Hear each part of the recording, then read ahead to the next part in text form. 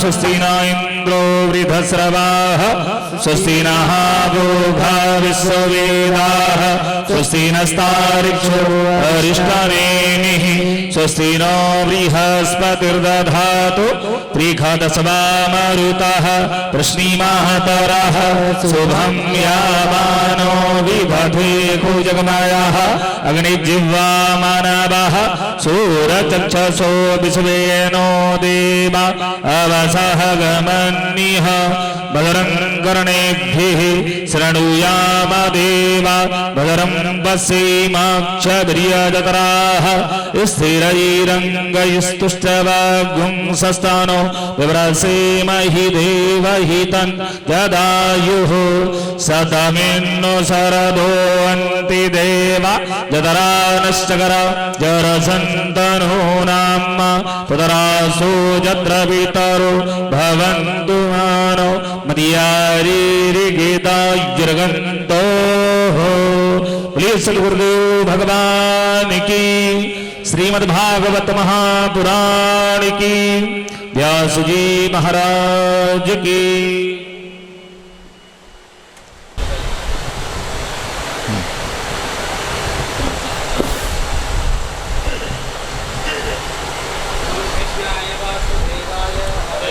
आत्मने प्रणतः क्लेशनाशाय गोविन्दाय नमो नमः।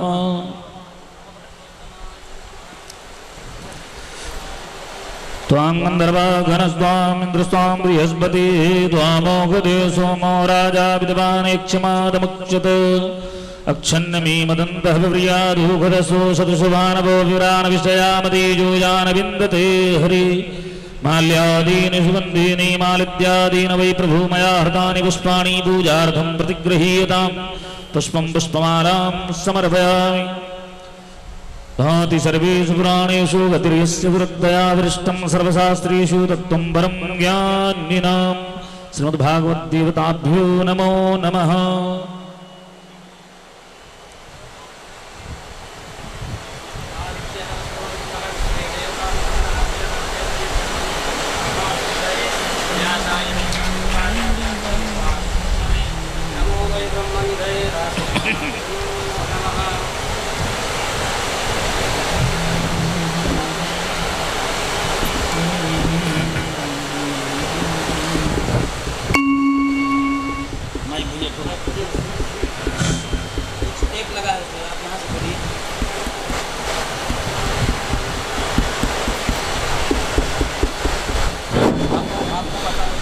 स्वस्ति श्री गणेशाय नमः।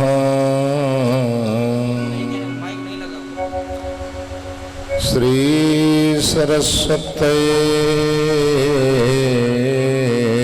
नमः। श्री स्थानदेवताभ्यो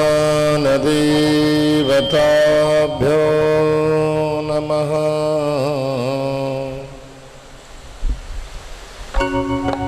श्री सद्गुरु चरण कमलेभ्यो नमः। रामाय रामभद्राय रामचन्द्राय वेदसे रघुनाथाय नाथाय श्रीसीताया पतये नमः। कृष्णाय वासुदेवाय हरये परमात्मने प्रणतक्लेशनाशाय गोविन्दाय नमो नमः। नारायणं नमस्कृत्य नरं चैव नरोत्तमं देवीं सरस्वतीं व्यासं ततो जयमुदीरये।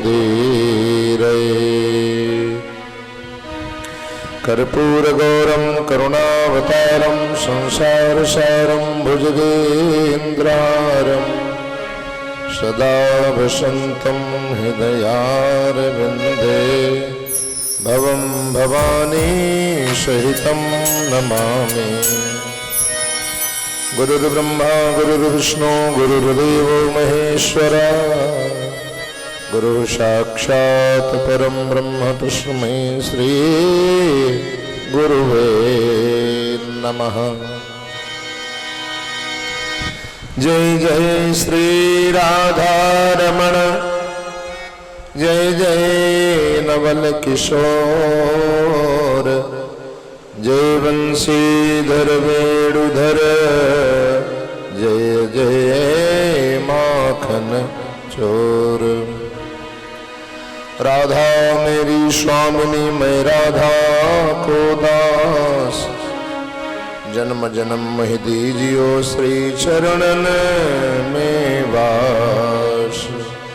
जिनकी सेवा भाव से द्रवित भय सिया राम ऐसे श्री हनुमान को मेरा बारंबार प्रणाम। बोल वृंदावन बिहारी लाल की श्री राम कृष्ण भगवान की बाल कृष्ण लाल की सब भक्तों भगवान की पितर देवता की नैमिषारण्य धाम की माता पिता गुरुदेव भगवान की नमः। पार्वती पते हर हर महादेव। परम मंगलमय अखंड कोटि ब्रह्मांड नायक जगत नियंत्रण जगदाधार अकारण करुणा मृणालय भगवान श्री श्याम सुंदर की वांगमयी प्रतिमूर्ति श्रीमद् भागवत महापुराण परम पूज्य प्रातः स्मरणीय वंदनीय गुरुदेव भगवान एवं श्री पितर पक्ष के पावन शुभ पर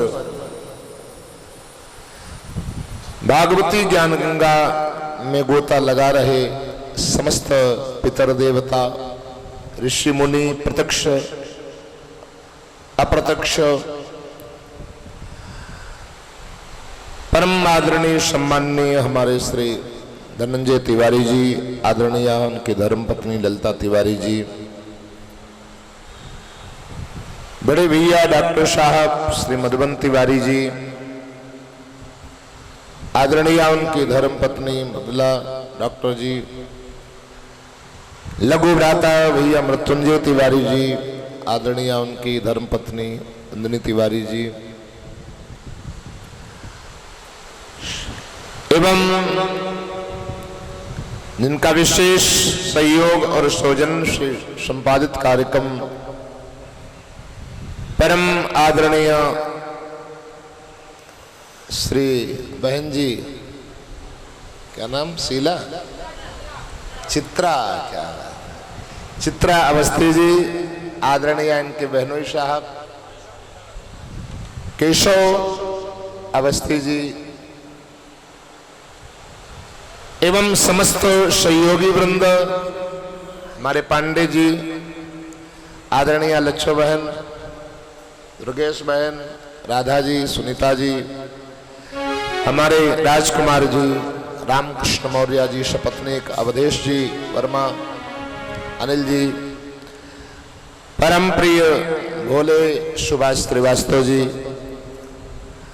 आदरणीय सम्माननीय संगीत की पवित्रतम साधना के माध्यम से सत्संग की शोभा को शोभायमान बनाने वाले हमारे श्री आचार्य विनय मिश्र जी,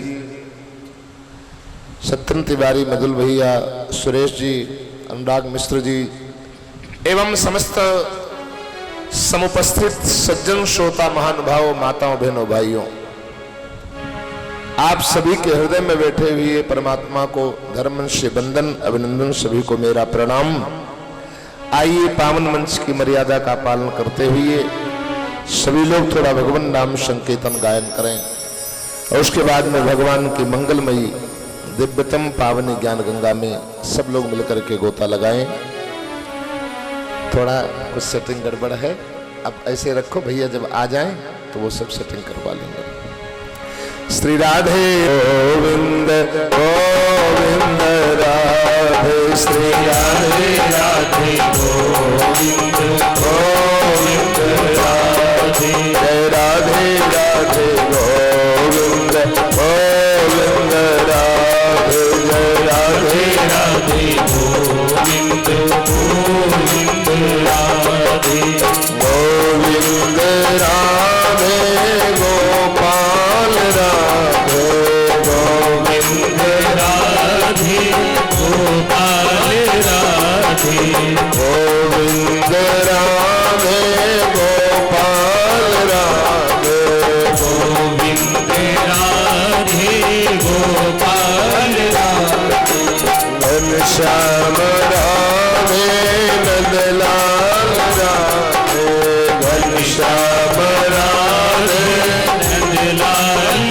राधे, श्री राधे राधे गोविंद गोविंद राधे, श्री राधे राधे गोविंद गोविंद राधे, जय राधे राधे गोविंद गोविंद राधे, जय राधे राधे गोविंद गोविंद। सभी लोग भाव से ताली बजाते हुए आनंद के साथ में गाइए श्री राधे।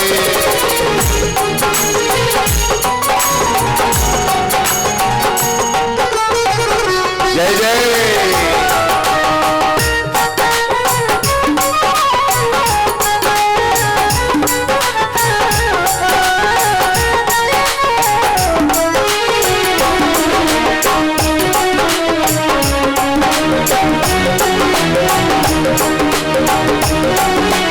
जय जय गोविंद राधे गोपाल राधे, गोविंद राधे गोपाल राधे, घनश्याम राधे नंदलाल राधे, घनश्याम राधे नंदलाल राधे, श्री राधे राधे गोविंद राधे, श्री राधे राधे गोविंद गोविंद राधे, मुरलीधरा मन मोहना कर, मुरलीधरा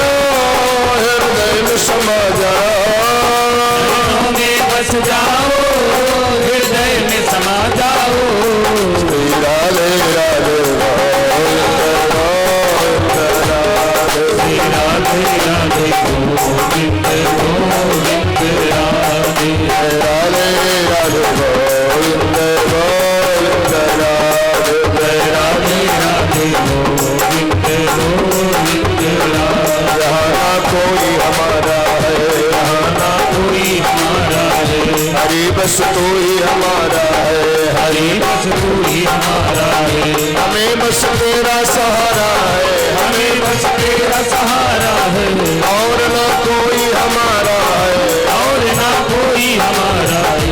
नैया डोल रही मेरी, नैया डोल रही मेरी, हरि जी अब करो न तुम देरी, हरि तुम करो न तुम मेरी।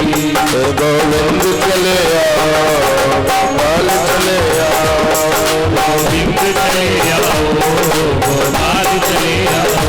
आजा आजा रे कन्हई तेरी याद आए, आजा आजा रे कन्हई तेरी याद आए, तेरी याद आई, तेरी याद आए, तेरी याद आई, तेरी याद आए। आजा आजा रे कन्हई तेरी याद आए, आजा आजा रे कन्हई तेरी याद आए।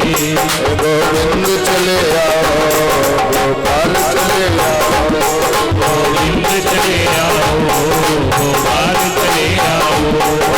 मुरलीधर माधव नंदलाल चले आओ, मेरे मुरलीधर माधव नंदलाल चले आओ।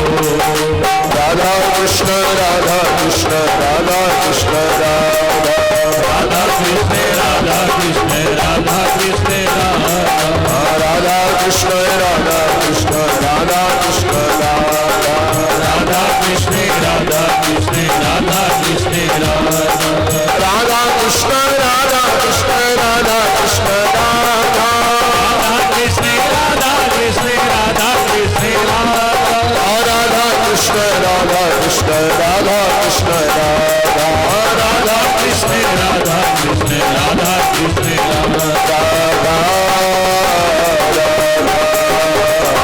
राधा कृष्ण राधा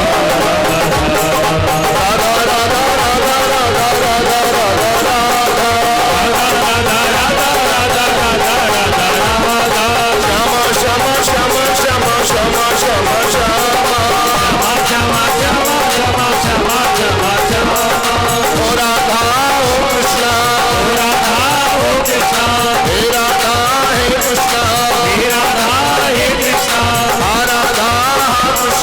राधा कृष्ण राधा कृष्ण राधा कृष्ण राधा कृष्ण राधा, राधा कृष्ण राधा कृष्ण राधा कृष्ण राधा कृष्ण राधा कृष्ण राधा कृष्ण राधा। मेरी राधा मेरे कृष्णा, मेरी राधा मेरे कृष्णा, प्यारे राधा प्यारे कृष्णा, मेरी राधा प्यारे कृष्णा, जीवन राधा जीवन कृष्णा, जीवन राधा जीवन कृष्णा, प्राण राधा प्राण कृष्णा, राधा प्राण कृष्णा, निर्धन राधा निर्धन कृष्णा, निर्धन राधा निर्धन कृष्णा, सर्वस्व राधा सर्वस्व कृष्णा, सर्वस राधा सर्वस कृष्णा। आओ राधा आओ कृष्णा, आओ राधा आओ कृष्णा, प्राण राधा प्राण कृष्णा, प्राण राधा प्राण कृष्णा। राधा कृष्ण राधा राधा राधा कृष्ण राधा कृष्ण राधा कृष्ण राधा, राधा कृष्ण राधा कृष्ण राधा कृष्ण राधा, राधा कृष्ण राधा कृष्ण राधा कृष्ण राधा, राधा कृष्ण राधा कृष्ण राधा कृष्ण राधा, राधा कृष्ण राधा कृष्ण राधा कृष्ण राधा, राधा कृष्ण राधा कृष्ण राधा कृष्ण। जय जय श्री राम। कृष्णाय वासुदेवाय देवकी नंदनाय च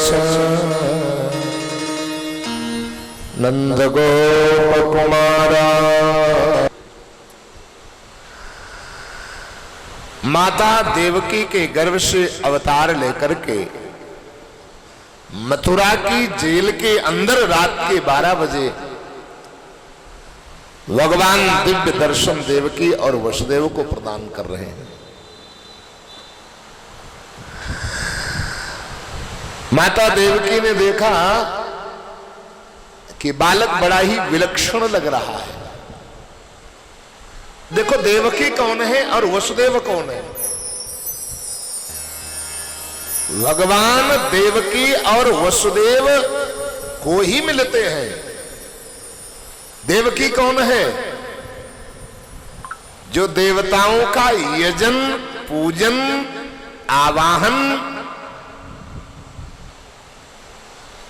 जो मां कर रही हो, समस्त देवताओं का, देवियों का उनका सम्मान कर रही हो, वही तो है देवकी।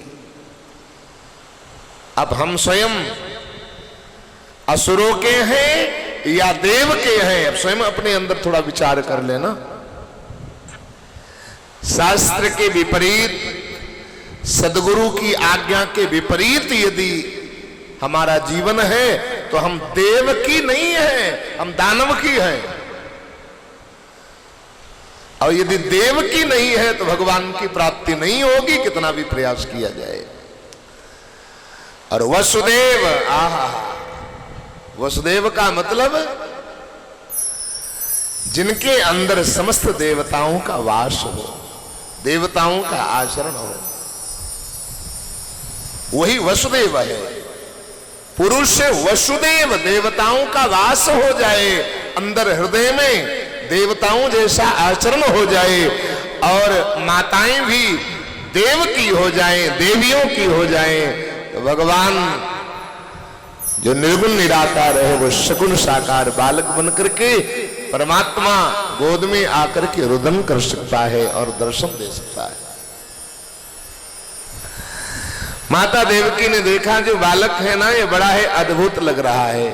भागवत जी में भगवान शुकाचार्य जी महाराज राजा परीक्षित को सुना रहे हैं, कैसा अद्भुत लग रहा है।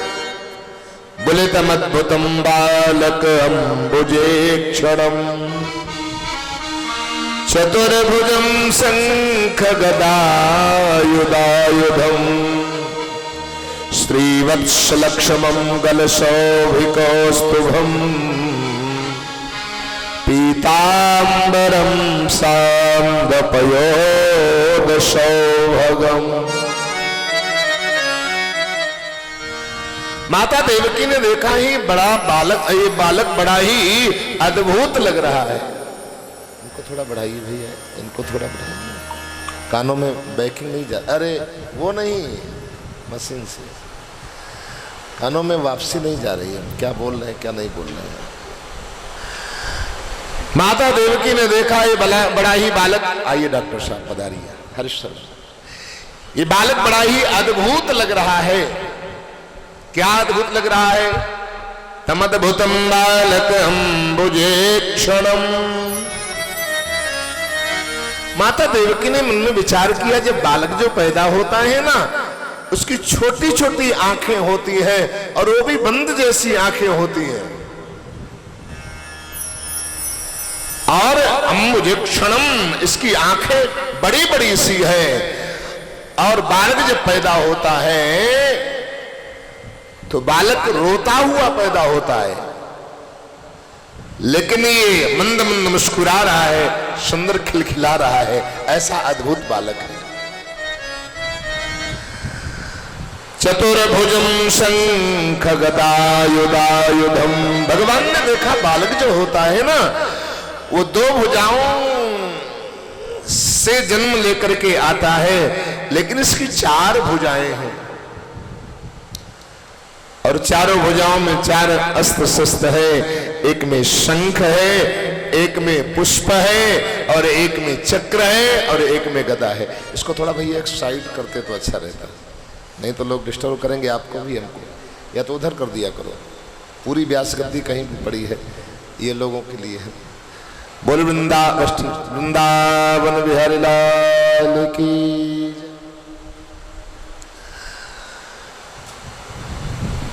ये पावन कार्यक्रम जो आज का 5 दिवसीय हो रहा है, श्री डॉक्टर साहब हमारे मधुबन तिवारी जी के सौजन्य से आप सभी लोग YouTube पे भी कार्यक्रम आप अपना दर्शन कर सकेंगे, सर्च करके, और रोज उसको श्रवण भी कर सकते हैं और अपना दर्शन भी उसमें कर सकते हैं। हाँ हाँ देखो हम बैठे हैं, ऐसा लगेगा, साक्षी गवाह। और आज के लिए नहीं, सदियों सदियों के लिए नेट पे। बहुत बहुत साधुवाद। धनपत तिवारी परिवार को मंगल कामना है, अवस्थी बहनों को बहुत बहुत मंगल कामना है। तो मैं निवेदन कर रहा था, बालक चतुर्भुजम, भगवान की 4 भुजाएं हैं, एक में शंख, एक में पुष्प और एक में चक्र और एक में गदा। बालक जब पैदा होता है, माता मन में विचार कर रही हैं, बालक पैदा हो गया लेकिन देवकी विचार कर रही है। बालक जब पैदा होता है तो उसके शरीर पर कोई वस्त्र आभूषण नहीं होता है, लेकिन इसके शरीर पर सीवत्स लक्ष्मम गलसौवि कौस्तुभम, पीला पीला पीतांबर पड़ा हुआ है और गले में सुंदर कौस्तुभ मणि वैजंती माला पड़ी हुई है, शोभायमान हो रही है। पीतांबरम सांद पयोद सौभुगम, पीला पीला पीतांबर भगवान के सुंदर कंधे पर पड़ा हुआ है। ये कैसा अद्भुत बालक है। आखिर में देवकी ने पूछ ही दिया। भगवान ने देखा, कहा मैया क्या देख रही हो, क्या विचार कर रही हो, मैं तुम्हारे, अब जरा दर्शन करो। सुखदेव जी कहते हैं जैसा जैसा मैं आपको बता रहा हूं ना, जरा आंख बंद करके थोड़ा मेरे बांके बिहारी सरकार का दर्शन कर लो, कितना सुंदर लग रहे हैं। काली घुंघराली जटाएं हैं, मंद मंद मुस्कुरा रहे हैं, लाल लाल होठ भगवान के, आहा। 4 भुजाएं हैं, 4 भुजाओं में अस्त्र शस्त्र है, शंख और पुष्प है, चक्र और गदा है। एक बार पुजारी जी ने पूछा, महाराज शंख और पुष्प चक्र गदा ये सब क्यों लेकर के आते हो? भगवान ने कहा, जब तिवारी जी आयोजन करवाएंगे भागवत का पितृपक्ष में, और 7 दिन की कथा में कदाचित एक दिन भी कोई आ गया तो उसके लिए तो शंख और पुष्प, और एक दिन भी बुलाने पर भी नहीं आया तो उसके लिए चक्र और गदा लेकर के आता हूं, उसका संहार करता हूं। अर्थात सज्जनों के लिए शंख और पुष्प और राक्षसों के लिए, दुष्टों के लिए चक्र और गदा। किसी ने कहा, महाराज ये चक्र लेकर के क्यों आते हो? बोले चक्र के द्वारा उसकी कटाई करता हूं। पुजारी जी ने कहा, मान लो कटाई से कोई बच गया तो, दोबारा जिंदा हो गया तो?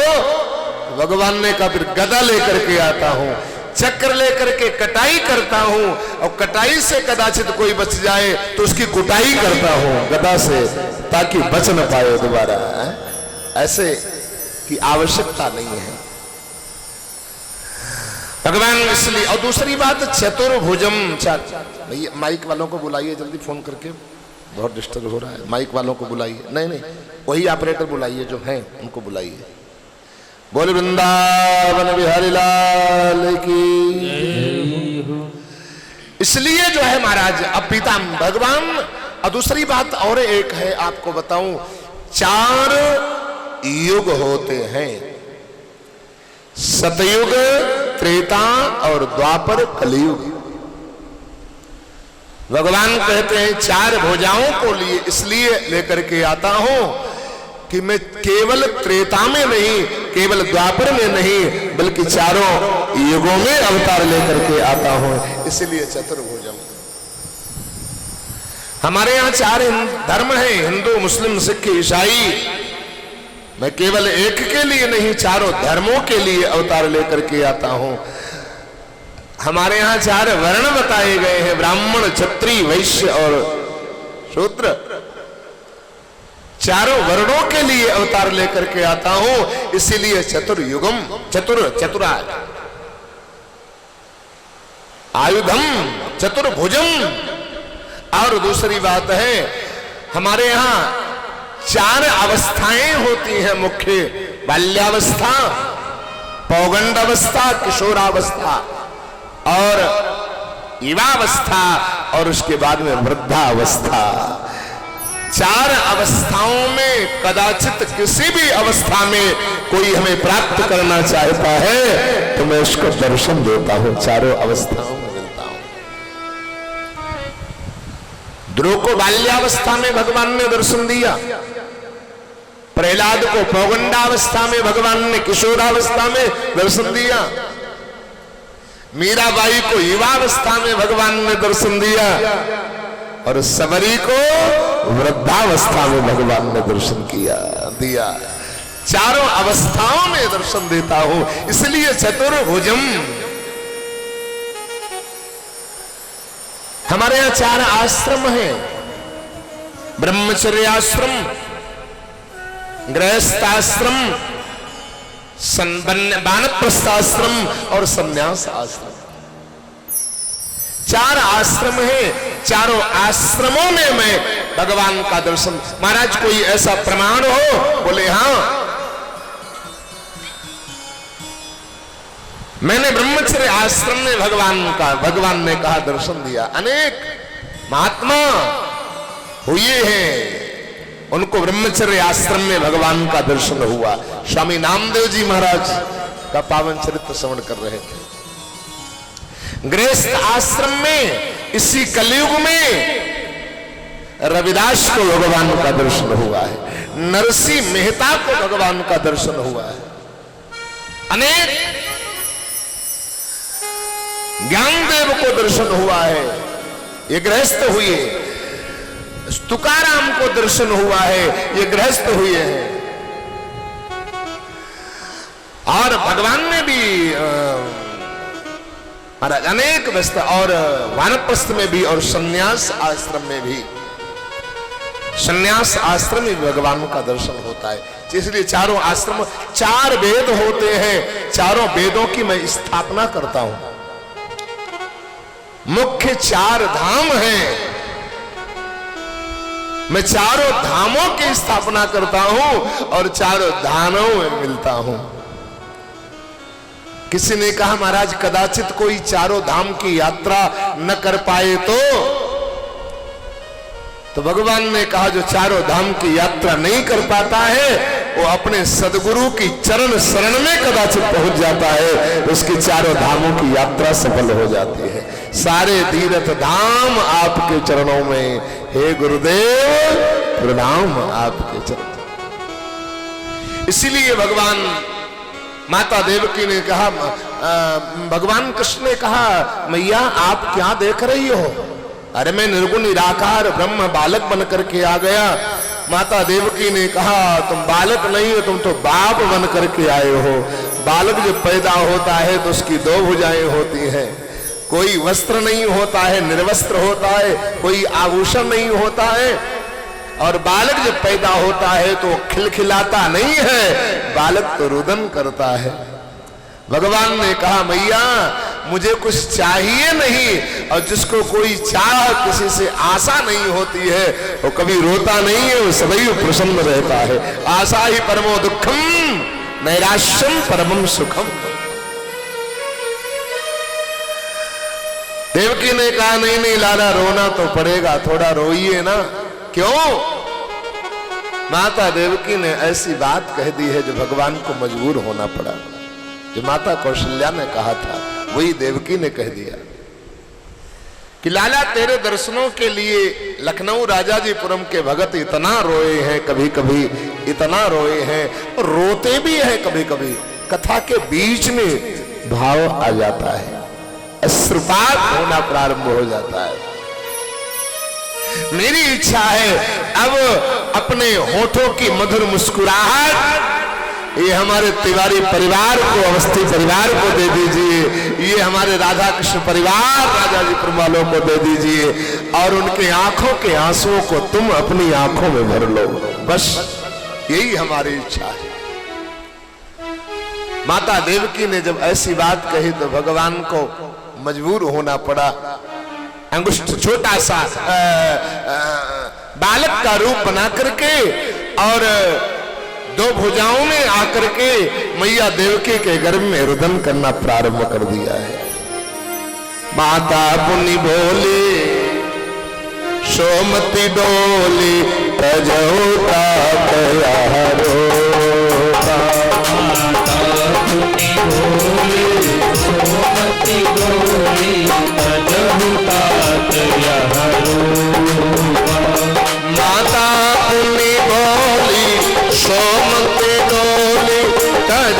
तात यारो तापुनी बोली सोमती बोली जबहु तात यह रूपा जय शिशु लीला अति प्रिय शीला या सुख परमयोपा जय शिशु लीला अति प्रिय शीला या सुख परमयोपा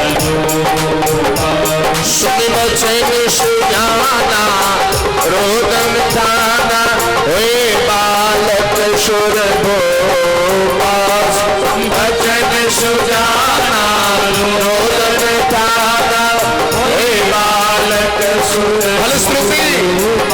या चरित दिखावे हरिपद पावे प्रेम परे भव कोपा यह चरित दिखावे हरि आइए बताइए गुरु जी नरेंद्र जी आ जाओ हरिशरण चरित दिखावे हरिपद पावे या चरित दिखावे हरिपद पावे श्री राधे चरित दिखावे हरिपद पावनी हरि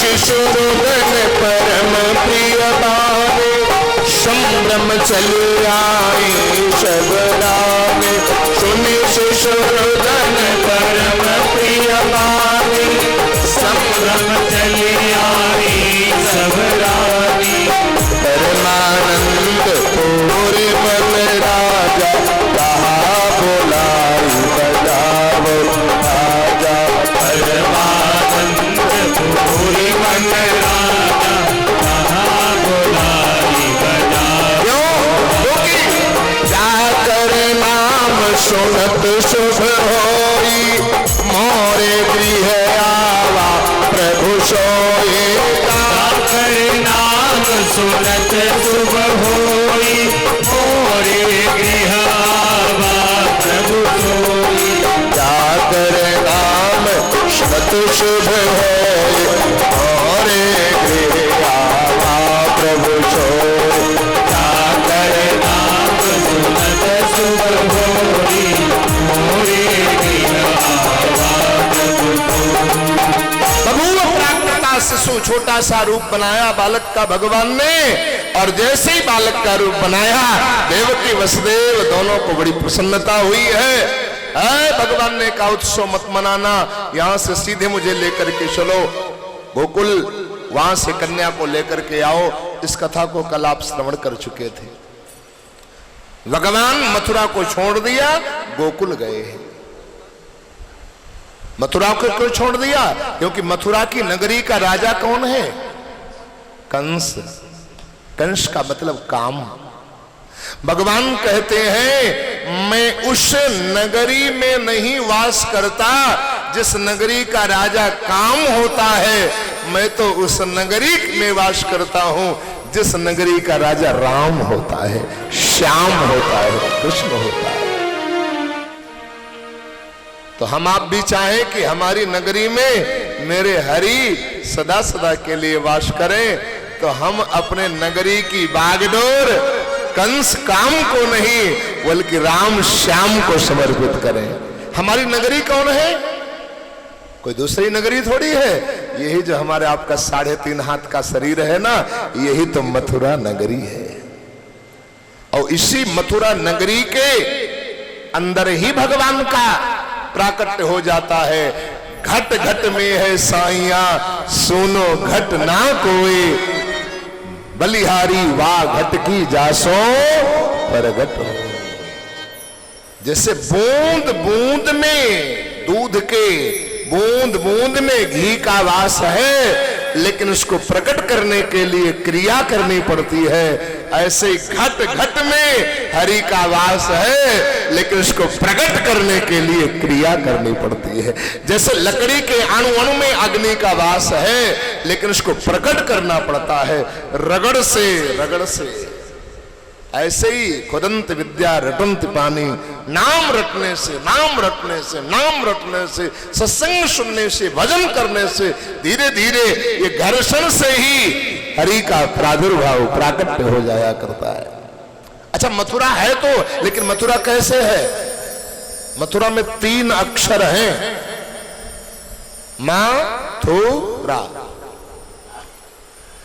और 3 अक्षर में से 2 अक्षर अलग कर दो, क्या बचेगा? एक रा अलग कर दो और दूसरा मां अलग कर दो, एक केवल थू बचेगा। थू का मतलब फिर अधम, बिल्कुल बेकार, निकृष्ट। ये शरीर मथुरा भी है और ये शरीर निकृष्ट भी है, इसका कोई महत्व भी नहीं, थू भी है। कैसे? बोले जिस शरीर का संबंध 2 अक्षरों से जुड़ा हुआ है, अर्थात राम मां 2 अक्षरों से जुड़ा हुआ है, उसी का शरीर मथुरा है। और जिसका शरीर राम से रहित है, उसका केवल थू है, अर्थात अधम है। इसी मानव शरीर को बाबा तुलसीदास जी कहते हैं, बड़े भाग मानुष तन पावा, सुर दुर्लभ सब ग्रंथ लगा। और दूसरी तरफ क्या कह रहे हैं? इसी शरीर को बड़भागी कह रहे हैं, और दूसरे तरफ इस शरीर को क्या कह रहे हैं? क्षिति जल पावक गगन समीरा, पंच रचित यह अधम शरीर। बाबा से लोगों ने कहा, प्रभु ये अधम है तो बड़भागी कैसे, और यदि बड़भागी है तो अधम कैसे? बाबा ने कहा, जिसका संबंध राम से जुड़ा हुआ है वही शरीर बड़भागी है, और जिसका राम रहित जीवन है वही अधम है, थू है।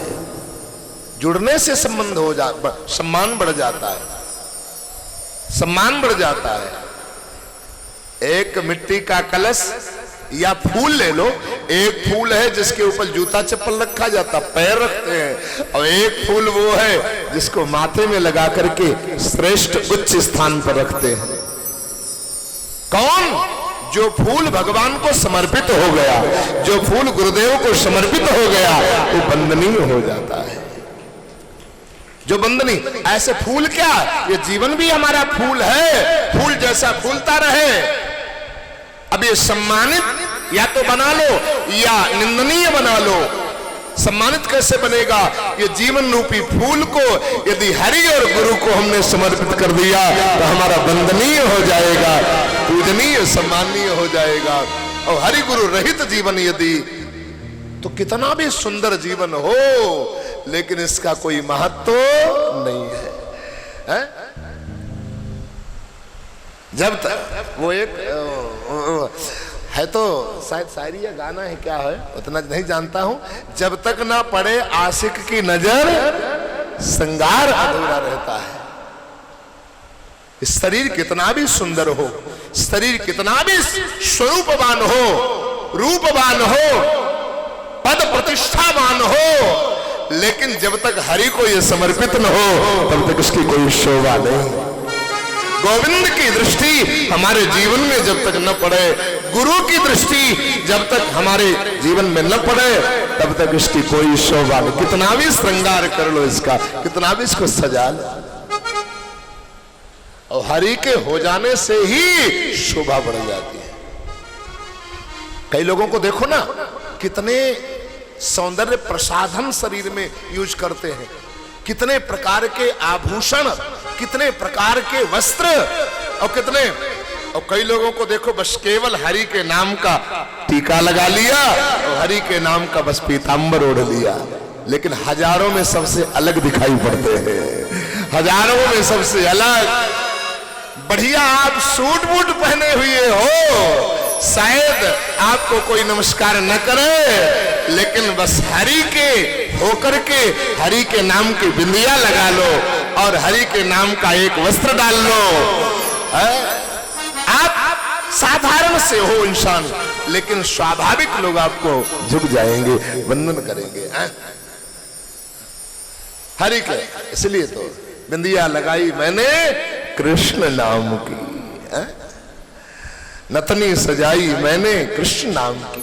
गोपियों, हर वस्तु में हरि का नाम, हर वस्त्र में हरि का नाम, रोम रोम में हरि का नाम, रंग रंग में हरि का नाम, भगवान के अंग अंग में हरि का, अंग अंग में समाहित है हरि, अंग में समाहित है हरि।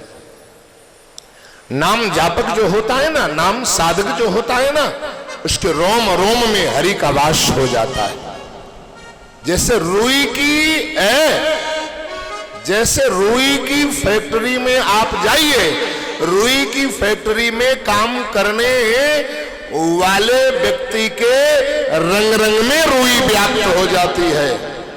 सीमेंट की कंपनी वाले काम करने वाले व्यक्ति के पास में जाइए, रोम रोम में सीमेंट व्याप्त हो जाती है।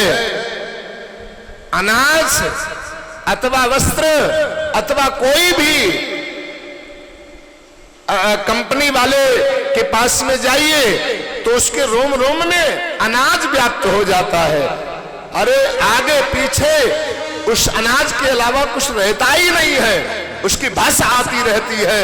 ऐसे जो हर समय नाम जप करता रहता है, भगवान हरि का होकर के साधना करता है, उसके रोम रोम में नाम व्याप्त हो जाता है, रंग रंग में हरि उसके व्याप्त हो जाते हैं।